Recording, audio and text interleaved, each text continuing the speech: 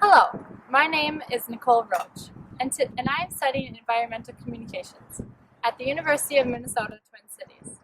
Today, I am at Minnehaha Falls, which is a very popular tourist location for Minneapolis locals, and a spot that I often recommend for visiting tourists in every season. It's conveniently located in South Minneapolis and is known for its 53-foot beautiful waterfall, picturesque overlooks, as well as mid-level hiking trails that connect all the way to the Mississippi. The importance of taking care of the environment is just as important as enjoying the environment that we are lucky enough to have. At Minnehaha Falls, there are plenty of locations to stop and enjoy the beautiful views for us humans, but very few people know that there are also some places for monarch butterflies to stop and enjoy the park as well. Near the main falls at Minnehaha Park, there is a small butterfly garden that provides rest and food for migrating monarchs, filled with different kinds of plants and flowers that attract the animals, like the one behind me. This is Minnehaha's butterfly garden. By providing these gardens, we are allowing change to happen in nature, which is natural and should be accepted and encouraged in human lives as well. Each fall, hundreds of millions of butterflies migrate from Canada to Mexico to escape the cold winter approaching. In order to ensure a successful migration, the butterflies need adequate places to pollinate and reproduce. Without the availability of these places along with milkweed, pollinators would not be able to create the successive generations each spring. Lately, monarchs have been having trouble finding places to pollinate and reproduce due to the lacking amount of wildlife because of human impacts.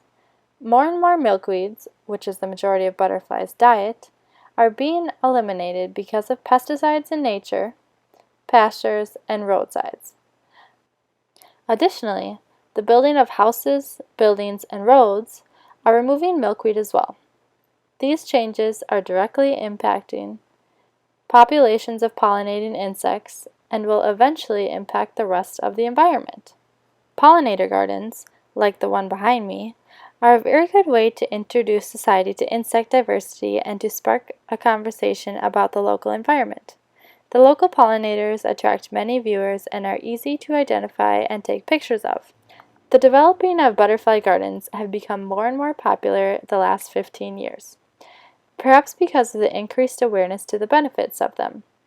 An advanced, large, intricate garden is not necessary, but rather a small garden with just a few plants is something that all of us can enjoy and do ourselves. Just adding a few plants is a great place to start. Adding a few nectar sources for caterpillars and adult butterflies is the most basic yet effective way to grow your own butterfly garden. In the future, addition or subtraction of plants could be done to improve the garden. The most important part is to remember that your butterfly garden can be any size, from a windowsill pot to a large area in your lot, or a butterfly garden like this size. All butterflies will be thankful. As you can see behind me, this garden is much more intricate, despite the relatively small size. It has butterfly weed, aster, sunflowers, and zinnias. But unfortunately, spring came late this year in Minnesota, so the flowers are only this big. There are flowers that attract different kinds of pollinators to the garden, such as hummingbirds, moths, bees, and of course, butterflies. But these bees will be too busy pollinating to even bother stinging you. Butterflies represent many different symbols and semiotics. The stages of their lives parallel the stages and transitions that us humans go through as well. In a butterfly's life, they start as an egg, turn into a caterpillar, then to a cocoon, and eventually a butterfly. There are times of growing pains, expansion, new changes, and beauty, similar to the lives of humans as well.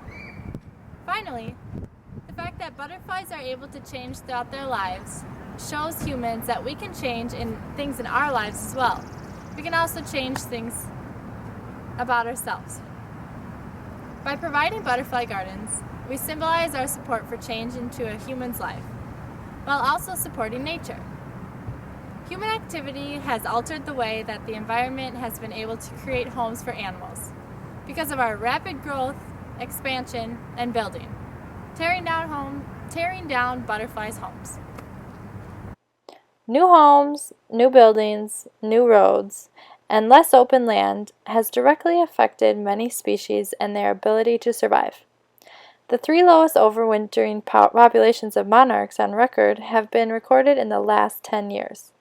At this rate, there will hardly be any butterflies left. Which will change the ecosystem, because they are considered food for many animals like bats and birds, and help us produce our food as well.